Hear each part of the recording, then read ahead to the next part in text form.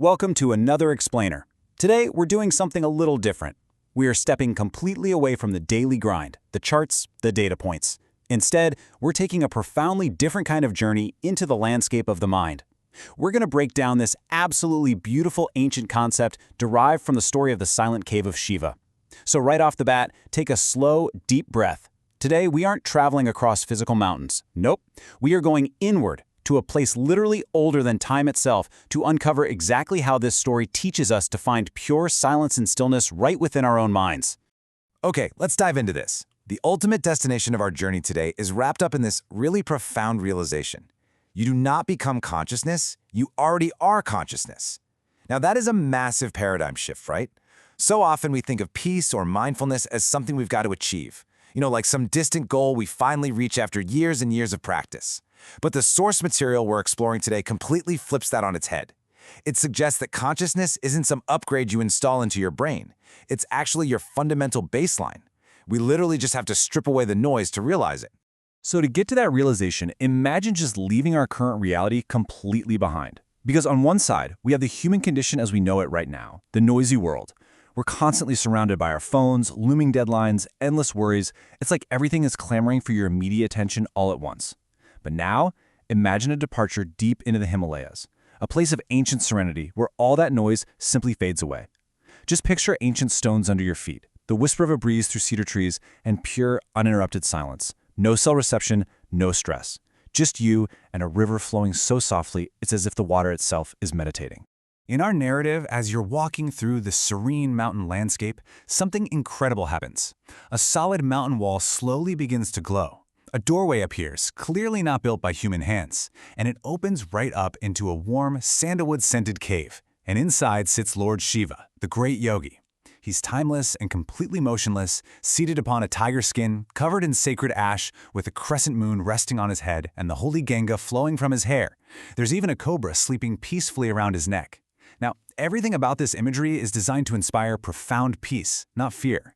It's this beautiful sanctuary where time entirely ceases to exist. As you sit before him in this timeless silence, words begin to echo. But not in the cave. They echo directly within your soul. You searched in success.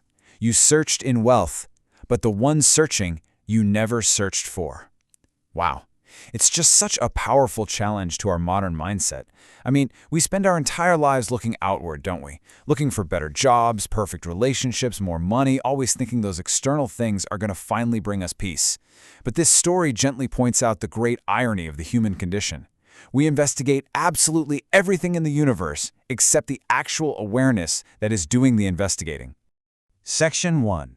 Metaphors of the Mind. The Lake. Let's move to Shiva and see how this builds as we step into Shiva's first visual teaching about the true nature of our own minds. Imagine a perfectly still lake of consciousness, reflecting the entire universe, galaxies, stars, planets, the whole shebang. Shiva explains that when thoughts or fears appear, small ripples form on the water. When anger appears, massive storms arise. But here's the secret, and it's a real game changer. Those disturbances are only ever on the surface. If you gaze far below that moving water, the deep waters remain completely, perfectly still. That stillness beneath the storm, that is your true self. Your soul actually remains entirely untouched by the temporary weather of your passing thoughts. Section 2. Metaphors of the Mind. The Monkey. Now let's shift gears a bit, because suddenly that peaceful stillness we just talked about is broken. A restless animal suddenly appears by the lake. And this brilliantly illustrates the sudden chaotic energy of our own restless brains. This monkey just jumps endlessly from tree to tree. And it perfectly represents how our minds constantly jump away from the present moment. We swing back to yesterday's regrets, we leap forward to tomorrow's anxieties, and we bounce back and forth between fear and hope, memory and imagination. The monkey is literally never resting, never stopping. It's the absolute perfect visual representation of our profound human inability to simply stay anchored in the right here, right now. So what do you actually do with a frantic monkey? Do you trap it? Do you yell at it? Well, the answer is wonderfully simple. The mind becomes peaceful when you stop fighting it. In the story, Shiva doesn't chase the monkey. He doesn't try to control it, and he certainly doesn't judge it. He simply watches it. And by merely being watched with calm, unbothered awareness, the monkey naturally slows down and sits peacefully. The lesson here is so profound. You cannot force your mind to be quiet by fighting your thoughts. It just doesn't work. You calm it by gently observing it, without any reaction. Section 3. Metaphors of the mind, the river. Let's guide our imagination to a different sort of moving water. Now, I want you to imagine a great river covered in millions of floating leaves. Each leaf represents a single thought. Some are beautiful, some are painful, and some are just frightening.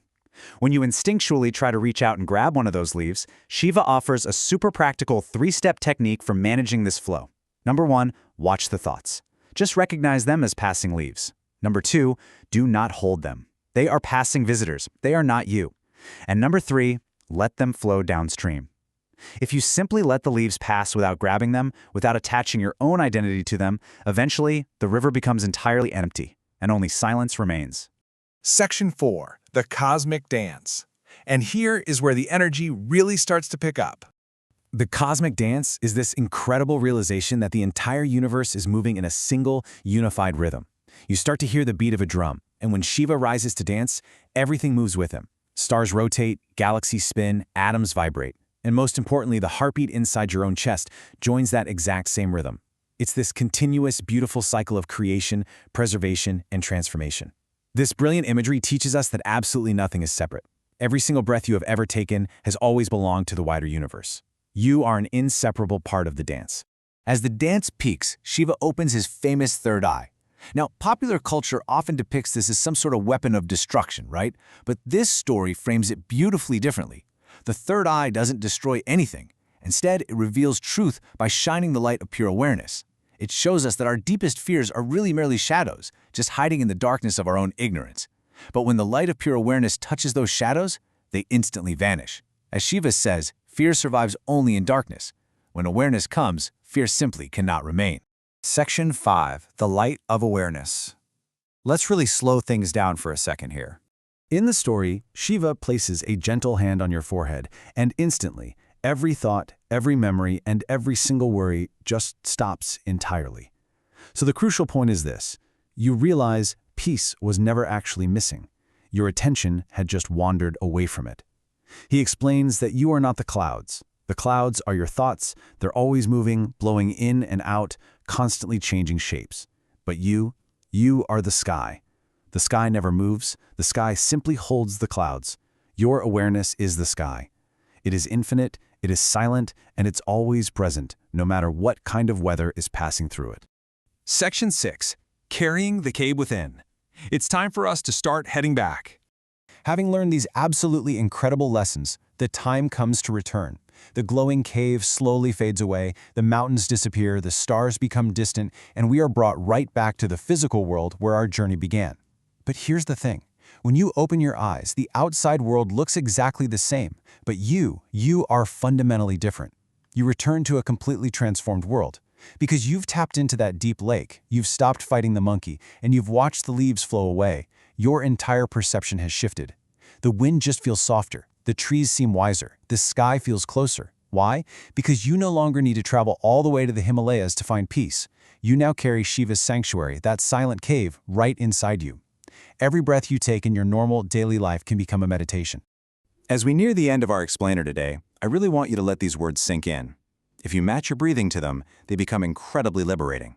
I am not my thoughts. Breathe in. I am not my fears. Breathe out. I am pure awareness. By separating your identity from that frantic monkey mind, you drop an enormous, exhausting burden. You are simply the quiet sky, calmly watching the clouds roll by.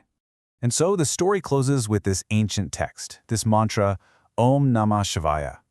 Now, in the context of our journey today, it's really an invitation to let this sound echo naturally with your breath. It's a gentle, beautiful reminder that in this exact second, there's absolutely nothing you have to achieve. There's no better version of yourself you need to become right now. There's only this moment, this breath, and the pure awareness that you already are. Now, what's really interesting about this slide is the final question it asks us. We've talked about some beautiful metaphors today, right? The lake, the monkey, the river, the sky. But knowledge is really only useful if we actually apply it. When you close this explainer and go back out into the noisy world of phones and deadlines, will you let the monkey take over again? Or will you carry the silent cave within you today? Can you maintain that inner stillness, that deep water underneath all the surface ripples, no matter what happens around you? Something to think about. Thank you so much for joining me on this journey inward.